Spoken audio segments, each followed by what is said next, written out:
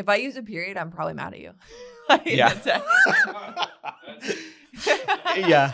I'm No, like, I'm not oh, what did actually I mad. do to tick you I've off? actually tried to like move away a little bit from the exclamation marks because I'm like, you have overused I them am a little pretty bit. animated, Yeah. but like but Ding, ding, it's ding. exclamation mark equals a period. It's just a So happy if, period. so if anybody's looking for some entertainment, there is the punctuated language. I think it was the Victor Borger on YouTube where he does this like exclamation point as a zoop or something like that. Like He's makes noise, sound effects. Yeah, he makes it basically takes punctuation and puts sound effects to it, and then reads a story with the That's punctuation funny. Is it good? called out. It's hilarious. It's very old, very That's fuzzy, funny. but it's quite entertaining. So how are you? Oh, I'm busy. Ben, how are you? So busy. Yeah, how many times do we hear this Yeah. from when you ask somebody, how are you? Yeah, well, it's just the de facto response. I think sometimes people don't know how to respond to it. Mhm. Like they are like, are you actually wondering how I am, Yeah. or you don't even want to know? Yeah, exactly. You know? No. When I was growing up, my grandfather would sometimes say, how are you? And he'd say, Mhm. oh, terrible, thank you. That's terrible. But he was playing on that, though, Yeah. the fact that everyone needed to say great, Yeah. and now it Good, feels yeah. like it's been replaced with either good I think it has. or Busy. busy. A lot of Yeah, times it's busy. Yeah, because I think good has been kind of overused, Yeah. and we're really not good necessarily either. Like it's another mask for being like, yeah, I don't know how to really quantify life. Yeah. So I'm just busy. Just life feels full. Yeah. And so Yeah. I've been trying to play around with other ways of saying something like, What have you been you saying get well, you get a text message from somebody and they're like, hey, how are you? And, I'm like, well, life is, it's particularly when it's a very long time since you've talked to that person and you're trying to like, where do you start even? Like, Well, or let's it's just like talk. surface level, like True. kind of moments, like church or whatever, like just seeing somebody that you don't see normally, don't know that well, like what are you going to say to them? Right. Like, why spill your guts? So what are you saying It was instead of something busy like, now? oh, life is full, so blessed. I got 4 kids at Blessed. home, and Hashtag wife blessed. pregnant on the way. Yeah. And I think also like another piece of it is too is I'm happy. Like that life is good. Yeah. And I think there's an aspect of like everything that I've ever dreamed of in life, God's given that. So it's like an aspect of I'm starting like a preacher here. But anyway. We're not talking about that. We're talking today about kind of this de facto response kind of points to something more than just the busyness of life.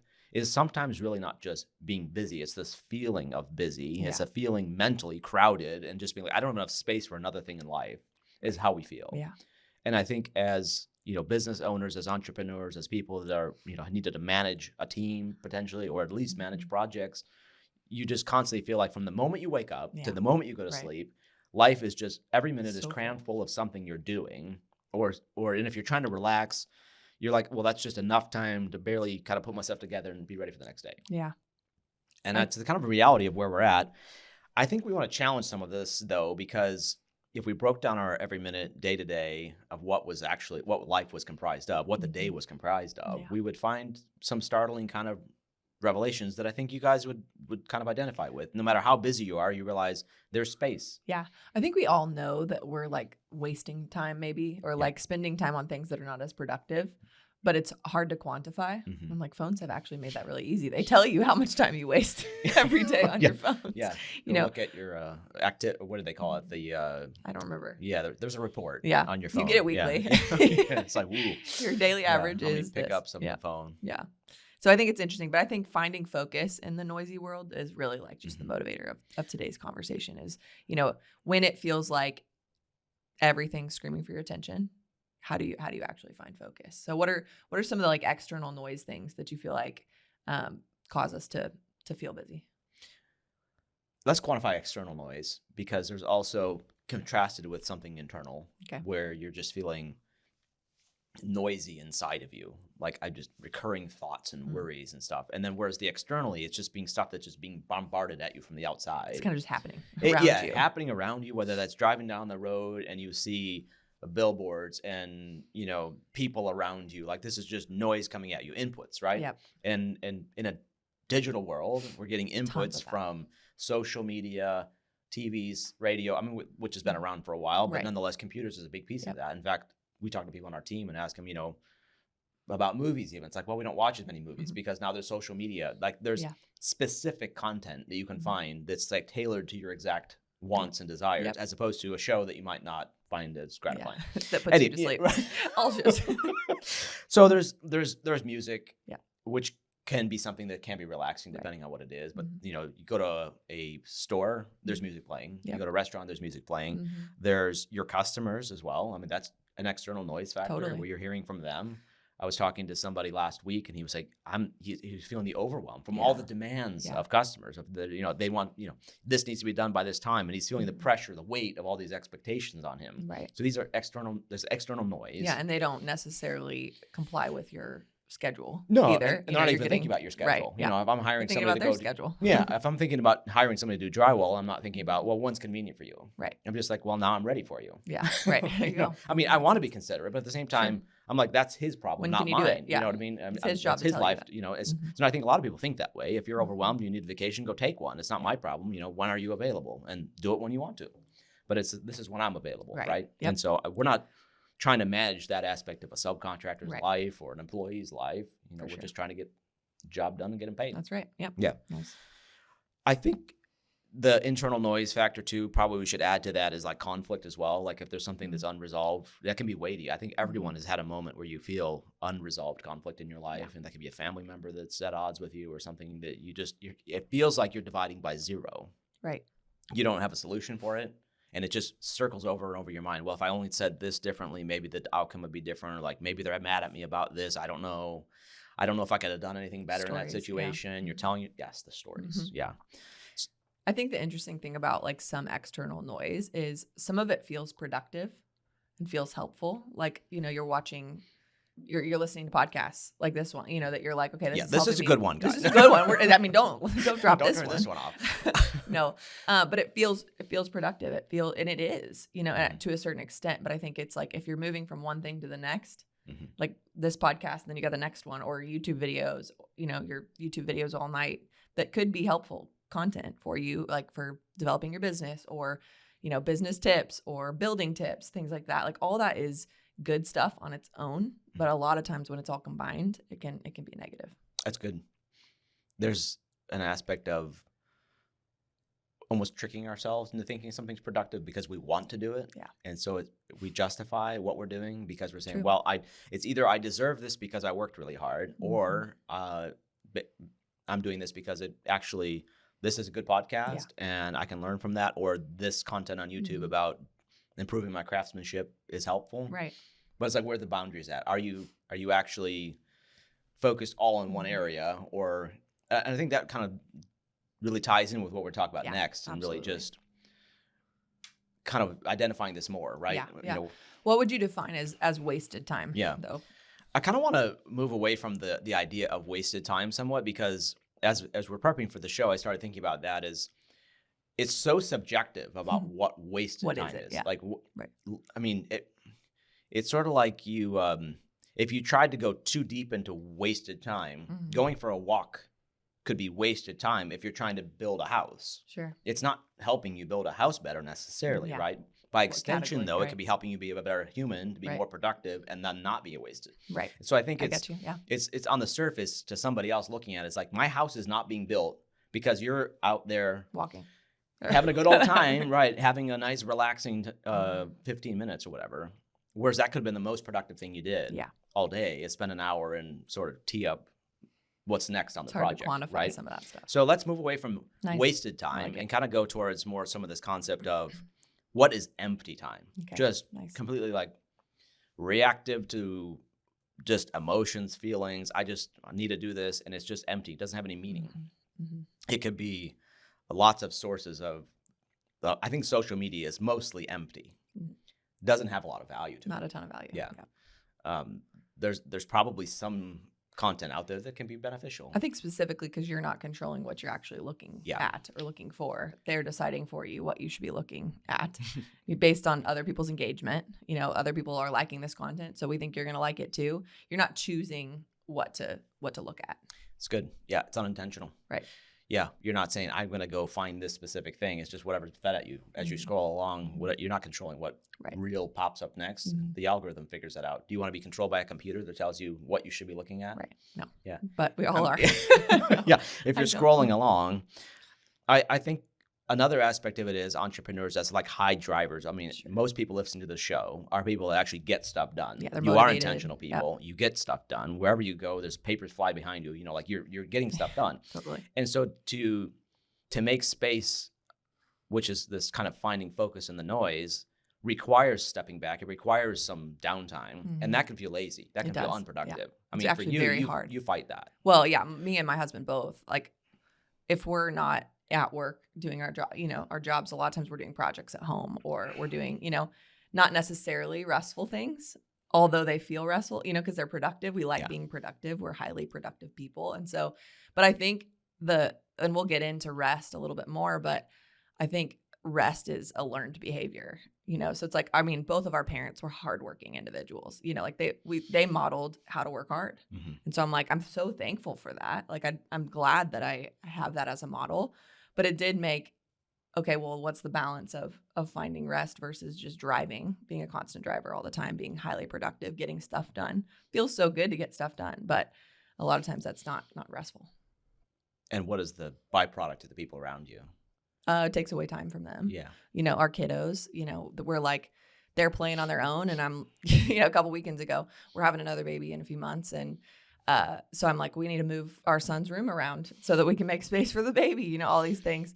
And so I'm like the entire Saturday working on setting up his room, mm-hmm. Which I'm like, I'm around them, but not necessarily with them. So I'm like, it is taking away from, they're seeing me work hard, which is a piece that I'm like, I want them to develop that. But what's the balance? It's so hard as a parent. But anyway.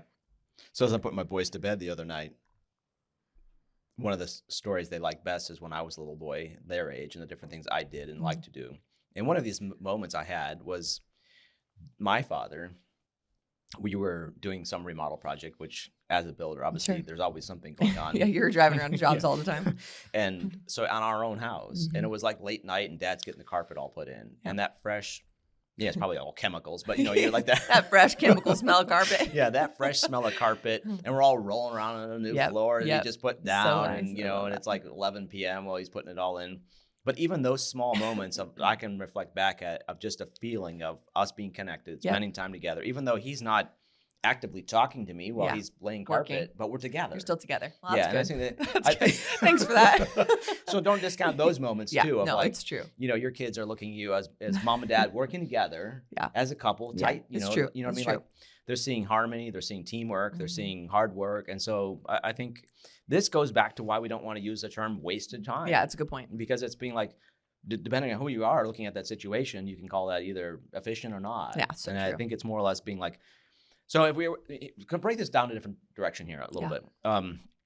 If we were going to look at kind of like 3 battery banks we had, you have one, the physical rest that recharges your energy, your ability to do things. Like we need physical rest, and that's recharging. Let's just call it, kind of funny situation where sometimes I'm running that battery bank hard, like you're running low on physical rest. But I'm just like pushing the envelope on what I can accomplish. And so that kind of leads to sometimes you're at that downtime moment mm-hmm. where you need to like just recharge a little bit. And so, my oldest son, he'll joke around like, well, Dad's he's got a trickle charge a little bit, or now he's on, he's on fast charge right now. His beast mode is being activated. That's hilarious. Anyway, it's kind of fun. I love that they recognize it too.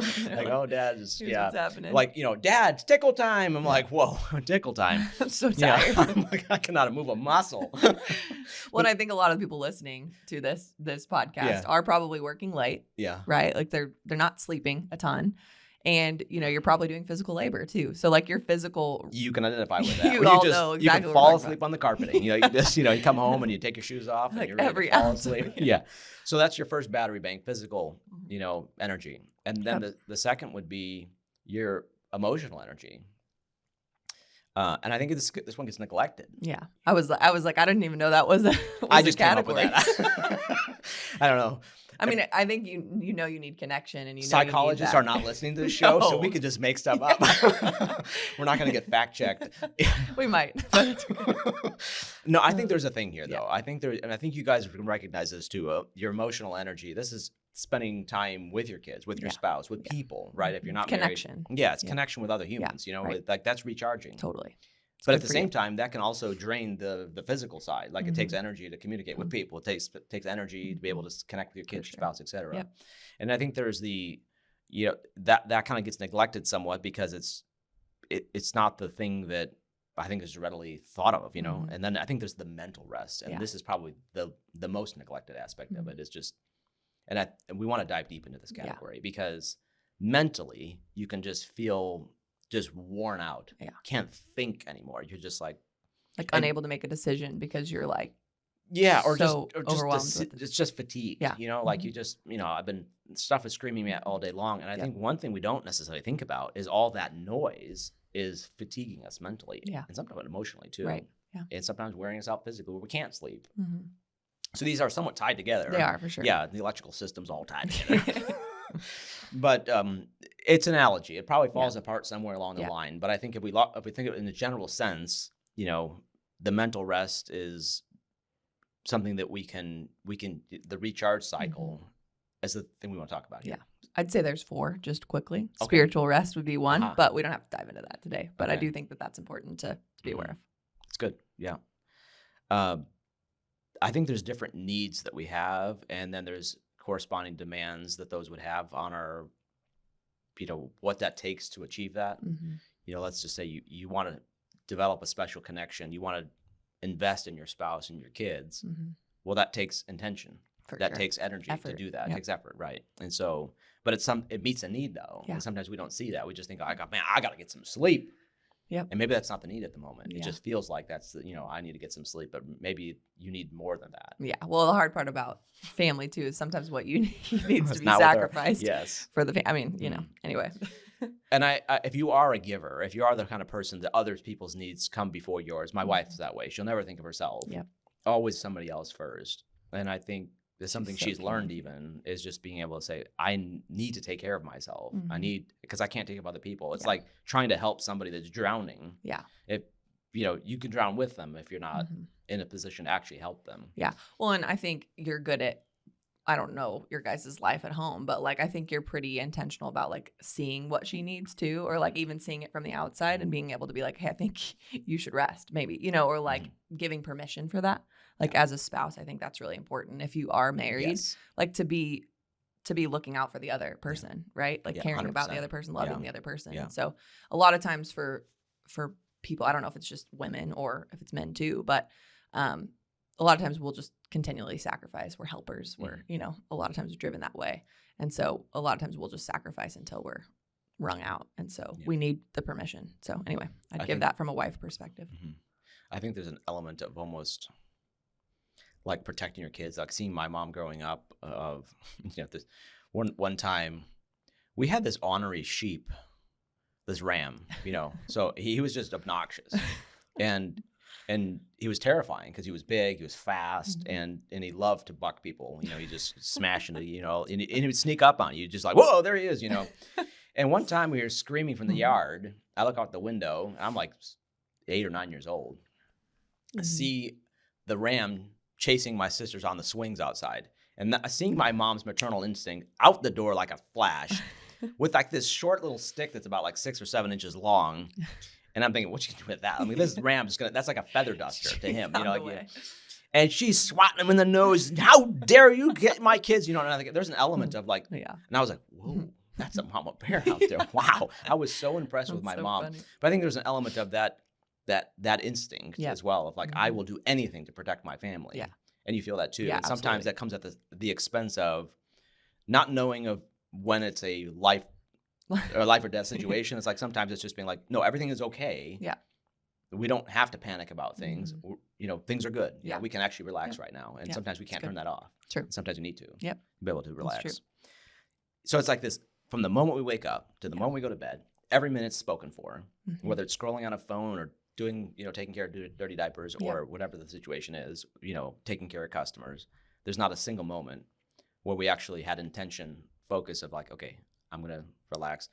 Let's maybe kind of get into how we deal with this. And I think we're not trying to be prescriptive about this either. Yeah. We're really just talking from our life experiences. Yep, our perspective. This is a shared human experience we all have to deal with. Right. What are the things we do that work?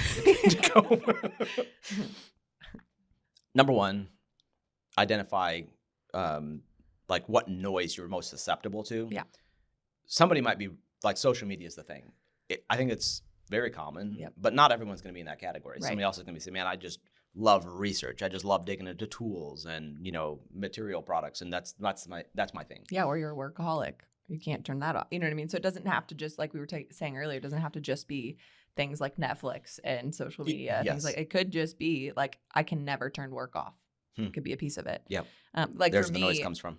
I think my distraction point is, things that hijack my time, if I let them, is like Instagram. I'll just scroll Instagram mindlessly because I think it's restful when it's really, really not, Yeah. Science is but showing YouTube, otherwise. I have no problem with, like I've never really gotten into YouTube videos, searching YouTube. So it's just interesting, and everyone's different, like you're saying in that regard. Okay, interesting. Yeah, Instagram's a tough one. Their content, though, their engine is dialed in. Well, and I'm visual too, so Yeah. I'm like, it's all pictures. It's not like I Yes. don't want to read what people say. I mean, just like, wanna look see at that pictures. beautiful piece of work that somebody had, like a exactly. staircase or Yeah. a house that somebody, It's cool. I love it's it. like, wow, and then the next scroll is like equally engaging. Yep. Yeah. For sure. So mentally stimulating, feels relaxing. Yep. But is it? But not rejuvenating. Yeah. Emails. I mean, a lot of the people that we work with, obviously emails is a big a big piece of, it's an essential part of life, right? So emails are coming in all the time. They feel urgent. I think some people are more susceptible than others, but there's also a relational noise that's going on around us as well. And that can be just people just dumping their stuff, right? And they're just like, I'm dealing with this, and this is going on in my life, and there's constantly something going on. My wife is an amazing listener, so people tend to just she's dump a on safe her. space. Yeah, she's right. Like, so she's like, yeah, this is going on or whatever. And so, and I think for that person, they feel like they're probably the only person in the world, but then there's 50 other people kind of feeling, That's right. in the same spot. Yeah. Which is an amazing resource for them. But at the same time, that can be draining for her. For sure. Worry. I mean, that's something that I think we can all struggle with, of just letting like the worry loop go through our head of this could happen, that could happen. What about this? And thinking without planning is almost being like, well, I got this problem to solve. And you think from this angle and that angle, conflict. I mean, so I think identifying, okay, where's the noise coming from? That's good. Yeah. And then we can then we deal with the mental trickery, which is the kind of like the false productivity traps. We play games with ourselves. Our Like brains are powerful. Being we're just right? being like, we trick our minds into thinking like, this is what I need. This is productive, or I earned it, whatever, like we talked about earlier. Talked about that, Yeah. And I think there's even some good things that can be, they're not the best thing. One of the ones that kind of stands out is organizing without necessarily some intention behind it. It's just being like, I need to organize my email. So I'm going to spend hours or days working on that, or organize the shop. That can be a good thing. Yeah. Well, we just did a podcast on that not long ago about like efficiency. Those fools. I'm like, so it can be good of like setting up yourself to be efficient, things like that. But to your point, doing it endlessly to where it's not actually. Or is it the thing you should be doing at that moment? Yeah. Does it? It's good. Is it? It's sort of like managing money. It's not that you shouldn't spend the money on a certain thing. It's when you spend the money on it, right? Yep. So a big part of budgeting, the research aspect of it. I mean, I think the common theme is it moving me towards my goals, or is it just filling the time? It's easy to see in other people. You had mentioned that earlier. Yeah. I was joking about that. I was like, I think I was just talking about spouses a little bit ago, so I might as well bring it back there. I think a lot of times it's easy to see like some of those productivity traps in your spouse or in someone that you're so close to, you live with, things like that. Oh my gosh, you're wasting time. Now, I'm not saying go tell them all their productivity traps at all.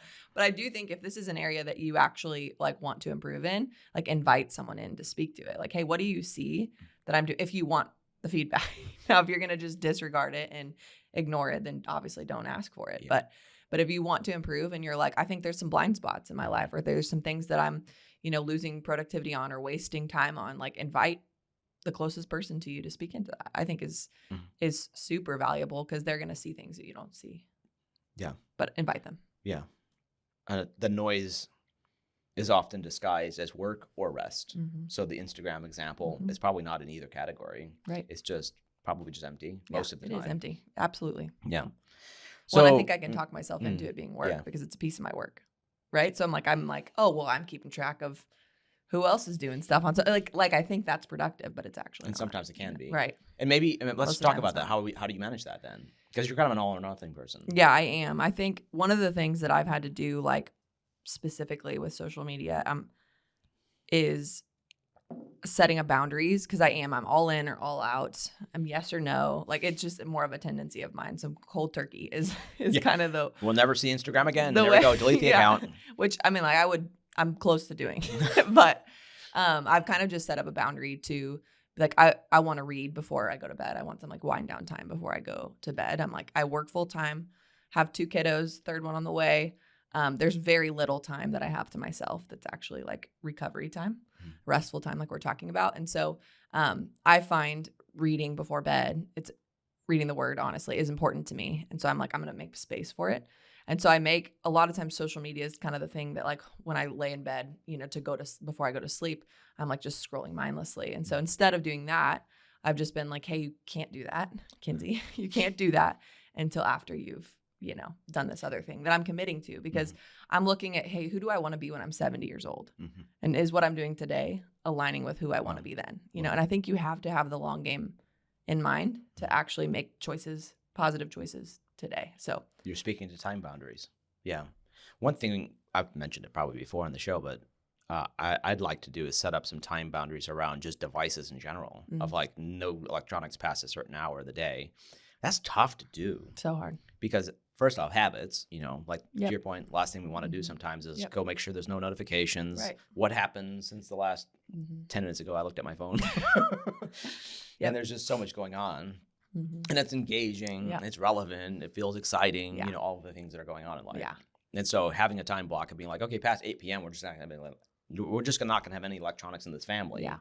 And just have a, house phone. So if something emergent comes up, that's the brain trick, right? Like, well, something could happen. I mean, somebody could be dying out there. We got to have a phone. Yeah. And so I think that's, being able to say, okay, that problem's solved. Yep. I found something cool actually is set up a landline. We're going back in the old days. Yeah, landline phone. It's on the wall, and with a whitelisted set of numbers. And so basically, the only people it can call are these people. And so no spam calls. 2 a.m. If it's a call, somebody needs to talk to us. Right. Yeah, I love that. Yeah. I'm thinking about going back to a flip phone. So I'm ready. Hello? Yeah. What is it? T9 texting? Yeah. Whatever. I think I still got it. It's in there somewhere. Yeah. Well, those are the days. Yeah. We had like, tap 3 times to see. Yeah. That's good. Funny. Yeah. But boundaries I think are huge for like, how do we actually help this piece of like our distraction and just finding focus in a noisy world. I think we got to be ruthless with our boundaries. Like, as you were saying just a minute ago. A contractor friend of mine, he split devices where he's got a personal phone and a work phone, and it takes some doing. Yeah, we've done this too, but they're on the same device sometimes. Yeah, it's like, I don't have this too. Yeah. Well, yeah, no, we haven't. Okay, not full. No, we should just go all in. No, we should, but I think he just leaves his work truck off. When he gets home, it's 5 p.m., the phone's off. So there's nothing emergent happening. If something happens, he's got an emergency number and somebody takes care of it. Yeah. Now, some of you guys are in service industries where you feel like you can't do that. Yeah. Then you need rotation. Like you need to, it's call schedule. Something where you can have downtime. Yeah. So from a work number standpoint, though, what we have done is set up where, different line. That's a different phone number. Yeah.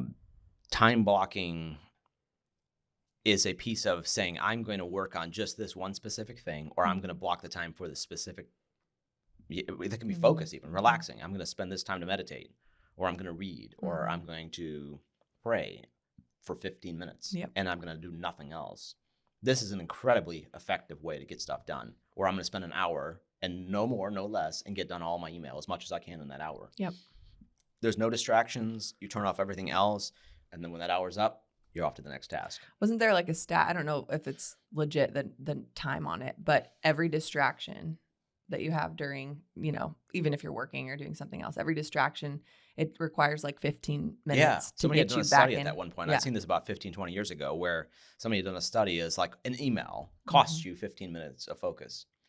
It's like, that's insane. It is insane. So the interruptions just, what was I working on before? What was I thinking about before? So Getting time blocking is create the space where I'm going to work on this one specific thing. Creates That's momentum, excitement, particularly things we don't want to do. For sure. I mean, there's tasks that we have to do. We just don't want to. Right. And it's just been like, okay, for that dirty chore, I'm going to work on that for 15, 20 minutes. And I'm going to get it done. And then it's done with. Yeah, that's diligence. Yeah. It's diligence. Yep. You had mentioned do not disturb as well. Yeah, we've talked about this on episodes before, but just how our devices make it easy to set up do not disturb hours, so I think it goes back into the boundaries side of like maybe you don't have a box to put your phone in at 8 p.m., but you're going to turn off all your notifications from every other app, on your phone, or only get messages, things like that. So I think that's a tool that you guys have available. We all have available that we could enable and use to find boundaries. I'm excited about the next piece here of talking about sort of routines, right? I mean, it's something I've spent a lot of time personally thinking about in my life of like, what do I want my routine to look like? And then I would experiment with a routine and be like, that one's not, that's exhausting, that routine, so much that's work. So Spartan, it's just, where you can go to one extreme to another. I'd be like, similar to you, I'm kind of the all or nothing kind of a person too. It's like, man, if we're going to be reading and studying, we are going to get, I'm like, we're going to unpack what we're reading. Make it worth it. Yeah, exactly. It's going to be so awesome. Yeah. And so it takes a lot of discipline for me to be like, if my routine looks like prayer and reflection, reading, meditation, journaling is important to me. I think I'm on like a almost 700-day streak of journaling. Impressive. That's so day. Impressive. Wow. So almost 2 years into journaling every day. I missed about 2 months, but before that I had been on, this is back to the all or nothing thing though. It is. Yep. So momentum for me is don't miss a day. Yep. Before that, I was on a 1.5 2 year streak, and then I missed a couple of months in the middle of some crazy stuff going on. And it was just like missed a couple of days. Next thing you know, it's like, it's been a week. How do I get back into it? Yep. And so routine's a big piece of this. Sure. And so, and then exercise, get ready for work, get after it. Now, the funny thing is, life's not just about me. Yep. So with kids as well, like if somebody wakes up early and like, hey, daddy, I need to invite them in as well. And sometimes if I'm not up early enough, the world's going to start. And the external demands on my time, the responsibilities I have are going to start. And if I'm not after it earlier than that, the me time is gone. Yeah. Yeah. I think what you just described as a morning routine sounds so awesome and so hard at the same time. Like to find the space where I'm like, what time would I have to wake up to do all of that? Because, I've got my son's been waking up at like 6 a.m., which is great. I love seeing him at 6 a.m. Mommy. Yeah. But it just feels early. Yeah, that is early. And so I'm like, to do all of that, which not that you have to spend like an hour in each category. Right. Like I realize that. But in order to like have an ideal morning routine for me, me time, I think that would mean that my children are not awake. Go back to bed. Mommy's doing her thing. During that time. And so I guess I could lock them in the rooms or just kidding. You should probably cut that out. Somebody's going to turn me in.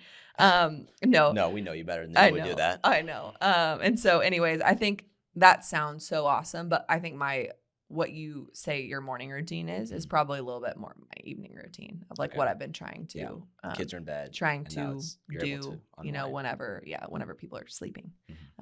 Tyler's probably doing something else. My husband is probably doing something else. And so I have a little bit of time for me. And so anyways, but I love that the idea of a morning routine, and the mornings that I do wake up earlier and get a cup of coffee and read or whatever are the days that are like teed up the best. Like I feel the most ready for the day. Yeah. And so I'm like, I know that there's something to morning routine. It's just figuring out a way to get that thing in there. Because, I now have an almost 6-year-old daughter who goes to school. And so I'm like, the days I don't do that are the days that I'm like, okay, hurry. We got to go. We got to go. And she feels that. And she feels it. And now she's calling me out on it. I'm like, oh, I know. I have a problem. So anyway. Are your shoes not on? Yeah. I've asked you 3 times politely. Can you please? And this time's not polite. Yeah. So anyway, I think there's definitely something to like kickstarting your day with a morning routine, that you just aren't going to get in the evening. Yeah. But it's, what you've described is what life feels like for somebody that's a business owner as well, showing up to work for the team as well, of like being a mom, being a boss, Like you show up at work too with the same level of like, okay, I just got here and now you can reset, but a lot of people can't. Right. You know, like you show up to work and you're just like, I'm rushed. Yeah. I don't feel myself. I miss things, and it can just feel like life did not start on the right foot this morning. And I think if you're in that spot, in that space, you know, which probably everyone is. Yeah, to a certain degree, it's like, what is the most important piece of this, though? You don't have to have every single thing checked off the list, but what's the most important thing to you in that morning routine that you need to do? Yeah. And sometimes it's just, I think if we're going to identify what it is, it's space. It's the rest and reflection aspect of it. Like, I need enough time in a day to do nothing. Turn the music off, turn the noise off, eliminate the noise. If you have 15 minutes in a day of that, you're going to have a great day. Yeah. And it just and even the mental distractions. So like, get rid of the worry loops, get rid of all the things in your head and just being like, okay, I'm going to be quiet here for a minute. I'm just going to think. I'm going to, and for me, that involves having a notepad. Yeah. And so when the random thought comes in my head, I'm like, okay, I'll take care of that later. Yep. That's good. I'm not going to think about it. Outlet. And the next thing you know, you're like hyper focused. You're ready for the day. You gain productivity from that. So when everyone else is looking at you saying, look at that guy wasting time, you're actually the most productive person in the room right at that moment. Yeah, that's true. I think though, like what you're talking about, like stillness and like silence and solitude, like that's hard to do. Like that requires practice and a notepad, like you're talking about, because you're going to like, until it's practice, and it's something I've been like working towards, but man, even 5 minutes feels like forever because we're so distracted. It's ridiculous. Yeah. I'm like, I have to set a timer. Like, okay, I'm going to do this for 10 minutes to where I'm like, don't say a word, sit here, like try to keep my mind just, you know, not on tasks and things like that. But you got to have the notepad so you can get back to it. And what you gained from that 10 minutes was 10 minutes of, you know, supercharger in the categories, mental, you know, where you're just mental rest, emotional rest. Like you're just feeling like, wow. And then it doesn't feel like that, but that's what you're doing. Yeah. You're recharging. Yeah, it's good. Yeah, and it's and that's why it gets neglected because it just feels hard. Yeah. So not to beat this with a stick. Beat this topic with a stick. I'm excited about what the impact that you gain from this, though. Yeah. I think one quick call out though is if there's I think there are times when we can find ourselves feeling like we're anxious all the time. Where there's just deep-seated frustration or anger inside of us. Where like pretty severe is kind of. Yeah, we're just like stuff that just ticks you off to the extreme level. When you want to go murder somebody, when they just like cut you off in traffic. Yeah. Like that's not healthy. That's not normal. Yeah, not good. And so if you're feeling that kind of like deep anxiety inside of you, like inner turmoil all the time, conflict all the time, this is sometimes like an indicator where you need an external help. You know, it's not something you can just solve by like a morning routine. Like although that can contribute to it, I think this is an aspect of being like, okay, and this if unchecked can lead to some disturbing thoughts as well, where you're thinking about harming somebody else or harming yourself. Like that's not okay. Yeah, doesn't mean you're damaged goods. It doesn't mean that that you're beyond recovery. It just means like maybe there's some therapy involved. Yeah, maybe there's somebody you need to talk to. Yeah. Like maybe there's somebody that can actually give you some guidance and some help to unpack what's going on. Yep. Unresolved trauma, unresolved conflict, whatever it is, to help you give some guidance. Because it's not, in that case, maybe it's neglecting for sure rest for such a long period of time where you're just completely thrashed inside and you're just, I don't even know how to recharge this battery anymore. Doesn't even have a hookup. Yeah. And you need somebody to help you discover that. And that can happen. And I think everybody can identify with some level of that, where you feel headed towards that. That can be physical, taking care of our bodies even. Like there's mental and emotional reactions to how we treat our bodies as well. Sure. Like years and years of abuse. Next thing you know, you're like, I'm starting to crack up. Like early warning signs, do something about it. Yeah, absolutely. And that's not this podcast. Yeah. That's not us. So go find, go find somebody else. Yeah. No, but I just want to make sure we call that out too, because I think help can be so freeing, to connect with somebody to understand you and let you know, you're not broken.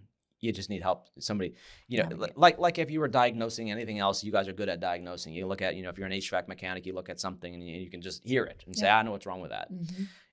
Similarly, somebody that has expertise in being able to say, I understand what you're going through. It can feel so exhilarating, freeing, and be like, I have support. Yep. Agreed. So be intentional, guys. This is not easy. We're still after ourselves. I mean, like as we're prepping for the podcast, pursuit. It's being like, we're preaching to ourselves here. We're talking to ourselves. But at the same time, this can't be stressed enough. Make some space. Yep. 15 minutes a day. Start, if you're going to build a new habit, start small. Don't go cold turkey like me. Whatever you do. Yeah. Don't be like Kinsey. No, that's not quite right either. I think there's an aspect of partial progress towards a goal. Consistency, partial progress is way more